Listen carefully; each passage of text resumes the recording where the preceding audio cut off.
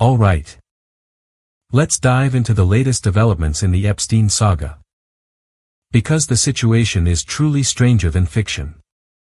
As mentioned before, this all connects back to Elon Musk, who recently reminded everyone that, yes, Trump is in the Epstein files. And let's be clear, they were friends. Trump was a passenger on Epstein's plane multiple times and was photographed at parties with Jeffrey Epstein. So, his presence in those files is a fact. What that presence fully entails may be another matter entirely. In any case, we have now witnessed a stunning reversal. We went from the Trump administration promising transparency, complete with a grand photo op where influencers were handed binders for Epstein files. Phase 1. To a complete shutdown.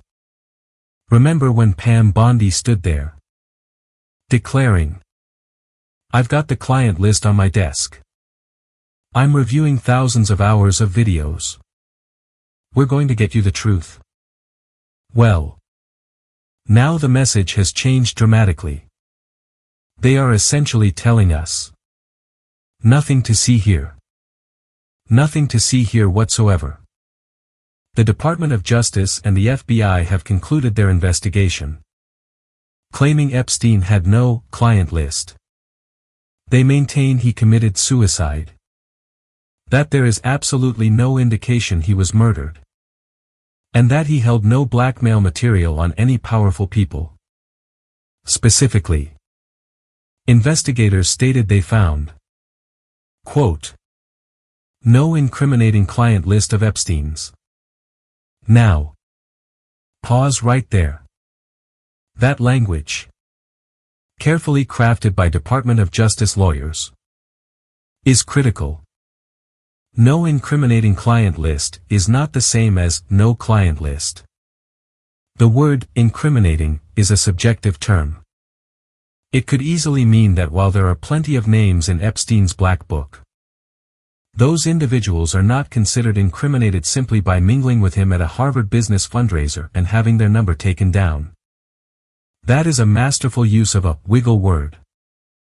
The DOJ report also claims there is no credible evidence that Epstein blackmailed prominent individuals, and no evidence that could predicate an investigation against uncharged third parties.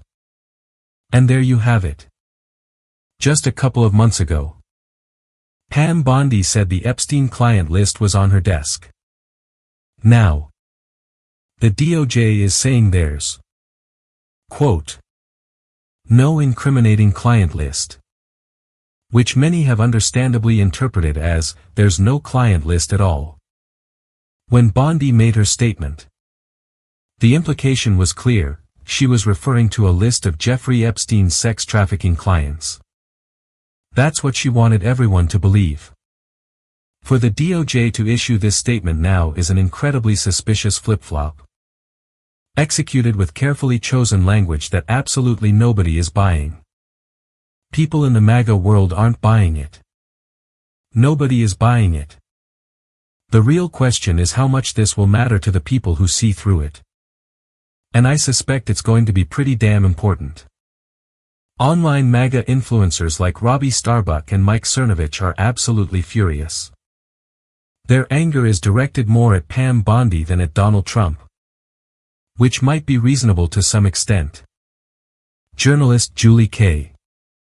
Brown, who has done some of the most pivotal reporting on Epstein, pointed out back in February that Pam Bondi was Florida's Attorney General from 2011 to 2019. This was a period when Epstein's plane records became public. Victims' lawsuits were filed, and a mountain of new evidence against him surfaced. So, legitimate questions should be asked about why she didn't pursue the case or launch a probe when she had the power to do so in Florida. This is part of a persistent problem for the Trump administration. The so-called suicide of Jeffrey Epstein happened on the watch of Donald Trump and his Attorney General, Bill Barr. And speaking of connections, It was Bill Barr's own father who first hired Jeffrey Epstein to teach at a private boarding school. Despite his very strange and questionable qualifications, the whole affair unfolded under Bill Barr's watch as the Attorney General of the United States. Furthermore, Alex Acosta, Trump's first labor secretary, was the one involved in the sweetheart plea deal for Epstein in Florida. Acosta later claimed he was told that Epstein belonged to intelligence and to leave it alone, with Trump himself having been friends with Epstein for a decade. The evidence strongly suggests something much deeper is going on. My personal theory isn't that Trump himself was directly implicated in the crimes, but that the cover-up is meant to protect people within his orbit, people he hired, whose scandals would ultimately reflect back on him. The official narrative is already full of holes.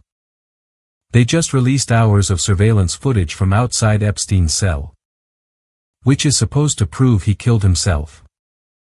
However, an Inspector General report from 2023 already acknowledged this footage. It shows a common area and parts of the stairways. But critically, Epstein's cell door was not in the camera's field of view. The report confirms no one entered the tier from the common area. But that's a massive blind spot. The question is, why? In its letter, the DOJ says it will not be releasing any of the thousands of videos and images it possesses, some of which involve victims, because it would be inappropriate to release such disgusting material and re-traumatize the victims. While that is a valid concern, to declare the case is literally closed and that the public will not see a single shred of evidence from this trove is insane. There are a few things happening at once here. You have the Trump-Epstein connections. Even Steve Bannon once said he thought Epstein was the only person who could take Trump down. You have all these Epstein-connected people within the Trump administration. And now, you have this erupting just as Benjamin Netanyahu arrives in town. There have long been suggestions that Epstein wasn't just a freelance monster but was linked to Mossad, gathering blackmail on powerful people to coerce and influence American foreign policy. We know he had connections with former Israeli Prime Minister Ehud Barak and invested in Israeli defense startups. Ghislaine Maxwell's father, Robert Maxwell, was widely believed to have been a Mossad agent and is even buried on Jerusalem's Mount of Olives. The timing of this, nothing to see here. Case closed announcement. Coming the night before Netanyahu's visit and during a feud with Elon Musk, is incredibly suspicious. Why give Axios the exclusive on a Sunday night? It's a classic move to bury a story. And for those who ask why the Biden administration wouldn't have released this information to hurt Trump, this is the answer: it's a bipartisan issue. We know Bill Clinton was on the plane as well. But more importantly, no Republican or Democratic administration would ever want to reveal that a foreign intelligence agency like Mossad was running a massive blackmail operation on U.S. soil. The political stupidity of this move is staggering. After Pam Bondi hyped up the client list on Fox News, promising revelations, to now suddenly claim there's nothing is a betrayal to the base. Remember when Trump himself was asked about releasing the Epstein files on Fox News? He was enthusiastic about the JFK and MLK files. But when it came to Epstein, he grew squeamish. Well, we have to look, he said. And private people may be involved. And that's a tougher one. That's a tougher one. He even wished Ghislaine Maxwell well after her arrest. The whole thing is so clumsy. You couldn't make it up in a political thriller because no one would believe the villains could be that dumb. The logical strategy would have been to just keep saying you're working on it and run out the clock. Instead, they ripped the bandage off in the most suspicious way imaginable. This entire saga presents a story that tests the very limits of credulity. A tangled web of convenience and concealment. What we are witnessing is not just a collection of conspiracy theories, but a series of official actions and unbelievable coincidences that demand explanation. The truth, no matter how deep it is buried, has a relentless gravity. It pulls on the fabric of lies until they tear. The powerful may believe they can simply declare a case closed, that they can write the final chapter themselves. But the story is not over until the people are satisfied that justice has been served and the full truth has been brought into the light. That is the only ending that can ever truly close this case. If you believe in the fight for that truth, and if you value this kind of independent analysis that refuses to accept the official story at face value, then please help us continue our work. Hit that like button. Leave a comment with your thoughts below. And most importantly, subscribe to our channel and hit the notification bell so you never miss an update.